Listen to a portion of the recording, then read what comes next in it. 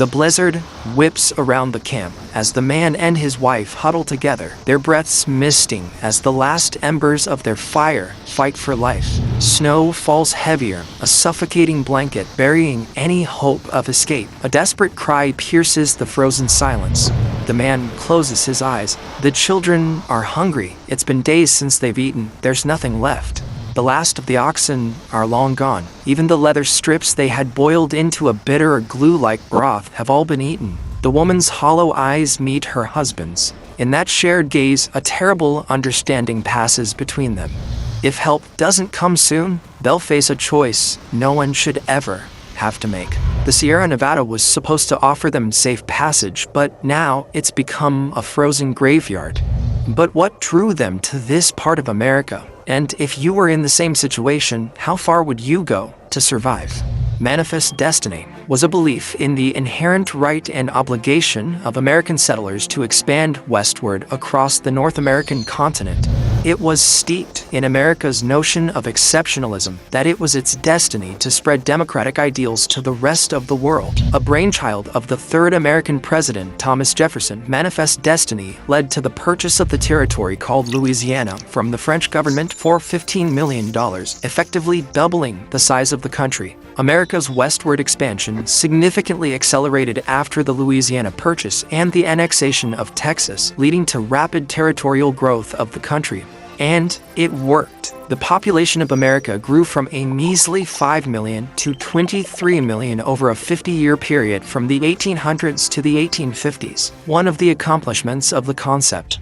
Naturally, people wanted to move west in search of new lands and the natural resources now up for grabs, and that was made possible in 1841 with the Preemption Act, a policy made by the government to encourage and provide settlers with the right to claim 160 acres of land for as little as $1.25 per acre. The West was liquid gold in terms of the fertile soil and mild weather, and inspired a gold rush of its own, except land was the treasure. And what better place than California for the beginning of a new life?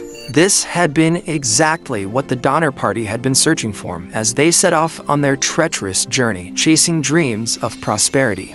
The party was made up of enthusiastic people, including George Donner, a farmer from Illinois, an easygoing and well-liked man, and James F. Reed, a wealthy businessman who organized the ill-fated convoy. On April 15, 1846, the families of James Reed and George and Jacob Donner departed from Springfield, Illinois, to start a new life in California. About 100 miles from Independence, Missouri, the group of 31 joined a large wagon train. Independence was a logical place to start their expedition, as it marked the beginning of the Oregon, California, and Santa Fe trails. The busy town was a haven for travelers, providing a last opportunity to buy wagons, oxen, food, and stock up on all kinds of supplies.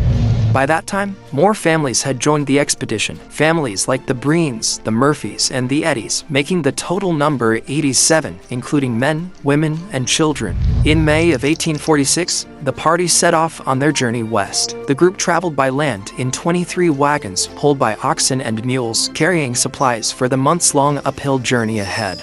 George Donner traveled light with his 5 children and his wife, Tamsin. On the other hand, James Reed had bigger plans for the journey, and his supplies reflected that. He traveled with his wife, Margaret, his mother-in-law, and their 4 children. His custom-built palace wagon was so called due to the large storage space it had. Reed took full advantage of this, using it to store supplies, bunks, and a stove. Unfortunately, that made the wagon too heavy to move smoothly, which slowed down the whole group. The party embarked on the daunting California Trail, a path stretching over 2,000 miles. This winding route led them through the vast plains, scorching deserts, and treacherous mountains of Nebraska, Wyoming, Utah, and Nevada. At first, the journey seemed full of promise, a passage to a brighter future. But as the days turned into weeks, the harsh realities of the trail revealed themselves. At first, the landscape was gentle, at least until they crossed the flat plains of Kansas and followed the Platte River through Nebraska. The ground was grassy and open, making it easier for wagons to travel over. The river, wide and shallow, was an important source of water for the immigrants and their animals. However, the danger began to surface early on. The wagons frequently broke down due to their heavy loads, and they required constant repairs. Arguments and disputes broke out on whether to rest or move forward, hinting at the haunting hazard waiting ahead. The fear of illness and diseases added to the stress of the journey. By late July of 1846, the group had traveled nearly 650 miles, reaching Fort Laramie in present-day Wyoming, a major trading post. This is the point where the Reeds, Donners, and several other families made the fatal decision to quit the well-traveled California Trail and take a new, untested route known as the Hastings Cutoff. They were influenced by Lansford Hastings, a trail guide and a lawyer who argued this path would be quicker and easier, cutting through Utah and Nevada. Hastings believed that the cutoff would shave 300 miles off their journey, giving them the chance to rejoin the California Trail on the other side of the Sierras. Considering a wagon could travel 12 miles on a good day, they could easily traverse the 300 miles and arrive at their destination more than a month early. Only a few weeks earlier than this, a group of 60 to 75 wagons had taken the same route, and another traveler assured them that it was a good route to follow. James Kleiman, Reed's friend who had been returning from the Hastings Cutoff, advised him against it, but his advice fell on deaf ears. Hastings had his own interests in steering the group that way. He'd been promoting his new route, the Hastings Cutoff, sending riders to deliver letters to traveling migrants claiming it would save time on their journey. On July 12th, the Reeds and Donners received one too. Hastings claimed to have worked out a new and better road to California and said he would be waiting at Fort Bridger to guide the migrants along the new route. Convinced by his silver tongue, the group elected Donner as captain, forming the Donner Party and separating from the rest of the group on July 20th, while the rest of the party chose to take the old, well-trodden trail. Despite the warnings of the experienced travelers, they chose to leave the established track at the Little Sandy River and take the shortcut, which eventually dropped them into some of the most challenging and demanding landscapes of the American West.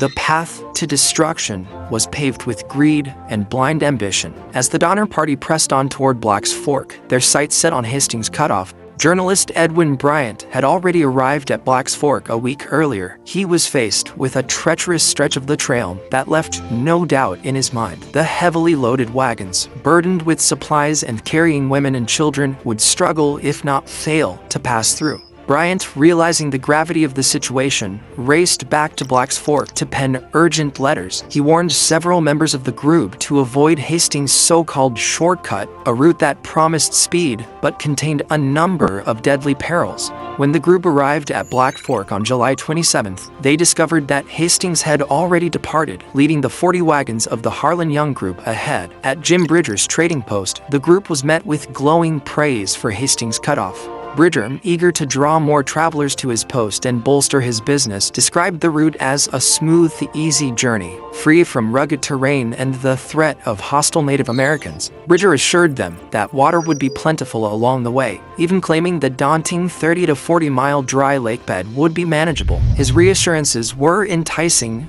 but dangerously misleading. Meanwhile, Edwin Bryant's critical warning letters were nowhere to be found. Suspicion later fell on Bridger himself, with Reed testifying that the letters were likely concealed, deliberately silencing a warning that could have changed the Donner Party's fate. Then, on July 31st, 1846, the ill-fated group left Black's Fork after 4 days of rest and wagon repairs. 11 days behind the leading Harlan Young group, the party was also joined by the McCutcheon family, consisting of William, his wife Amanda, their 2-year-old daughter Harriet, and a 16-year-old named John Baptiste Trudeau from New Mexico. Trudeau claims to know Native Americans and the California terrain like the back of his hand. The first substantial obstacle they faced was the Wasatch Mountains in northern Utah. Hastings had left vague written instructions in his letters stuck on trees to show them the path. These directions led them up steep hills on which the drivers were forced to lock the wheels of their wagons to prevent them from rolling down. Years of traffic on the main Oregon Trail had left an obvious, flattened path,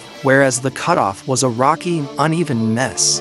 A letter found on August 6th advised them to stop until Hastings could show them an alternate route to the one taken by the Harlan Young party. Growing frustrated with his cat-and-mouse games, Reed, Charles T. Stanton, and William Pike rode out ahead to get Hastings, but the scene that faced them was devastating. A labyrinth of treacherous canyons where massive boulders blocked the path and sheer cliffs loomed ominously. To reach the river below, the group faced a harrowing task, carving precarious ledges into the rock, a gamble that seemed destined to shatter their wagons and their hopes. The only ray of hope was in a Hastings letter, in which he had offered to guide the party around the more difficult areas, but he rode back only partway, indicating the general direction to follow. Reed returned to the group alone 4 days later, while Stanton and Pike stopped to rest. With limited choices, the group finally decided to follow Hastings' new path under Reed's reluctant advice. For 2 exhausting weeks, the Donner Party battled through this harsh environment where every mile was a challenge. As feared, the settlers had to dismantle their wagons to navigate over boulders and through narrow passageways. They even cut down trees to create a trail. Their progress slowed to about 1.5 miles a day instead of the 12 miles originally calculated. What would have been a few days' journey over a 36-mile stretch in the Wasatch Mountains turned into a 2-week ordeal. This delay was catastrophic, as it brought them closer to winter and drained their supplies. Few among the group had ever faced such unforgiving terrain, and their inexperience quickly became evident. The arrival of the Graves family, who had set out to catch up with them, brought a brief moment of relief, but also a stark reminder of their situation. Franklin Ward Graves, his wife Elizabeth, their 9 children, and a son-in-law had joined the party, having been part of the last group to leave Missouri. Their presence confirmed a sobering reality. The Donner Party was now unmistakably the tail end of the year's western exodus, with dwindling time and increasingly perilous conditions ahead. They got their first ray of hope on August 20th, when they finally reached a point in the mountains where they caught a glimpse of the Great Salt Lake. Yet it took almost another 2 weeks to make it out of the Wasatch Range. By that time, the men had started arguing, with the blame being set on Reed's shoulders for the foolish decision to take that particular route. Too little, too late, as the situation had become dire by now for the less affluent families, as their food and supplies began to run out. They breathed a sigh of relief when they finally emerged from the mountains, only to be confronted by another challenge: the Great Salt Lake Desert. At 12 miles long and 5 miles wide, the Bonneville Salt Flats were a stark, shimmering expanse in what is now Utah, mirroring the bleakness of their situation. It was already the end of August when they stumbled upon a tattered letter from Hastings. The scattered pieces informed them of 2 days and nights in relentless travel under the unrelenting sun. In reality, it took them nearly a week to cross the merciless desert. The salt-coated ground concealed deep mud that ensnared wagons and animals. During the day, the sun reflected off the salt flats, producing an unbearable, searing heat. Meanwhile, the nights were Arctic cold, but what was worse was the dryness of the desert, with no water resources in sight. The settlers had to ration what little they had, but several oxen and horses succumbed to thirst. Wagons were stranded as they broke down, and the supplies continued to diminish.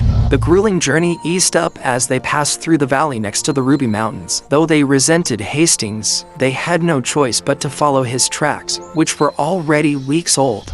On September 26th, 2 months after embarking on the cutoff, the party finally came across the traditional trail running along a stream that became known as the Humboldt River. By that time, the shortcut had delayed them by around a month, but the journey through Nevada's Humboldt River Basin brought even more challenges. The shallow, winding river offered little assistance, and the sandy, brush-covered terrain made it difficult for their exhausted animals to pull the wagons. There was the added complication of the Paiute Native Americans that killed off some oxen and made off with others. By the time the party reached the other side, near what is now Pilot Peak, they were utterly fatigued and demoralized. The Donner Party rejoined the main California Trail near present-day Elko, Nevada, but the damage was already done. They were now a month behind schedule. Their supplies were almost depleted, and anxieties within the group were escalating. Arguments became more frequent, with one altercation having tragic consequences. James F. Reed clashed with John Snyder over a trapped wagon.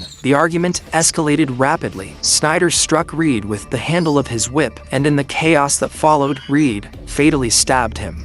The group held a swift trial and decided to banish Reed. Alone on horseback, he set off for California to seek help, leaving his family behind with the rest of the group that moved on with its journey. Reed's crime, though shocking, was only indicative of the desperation and despair setting in.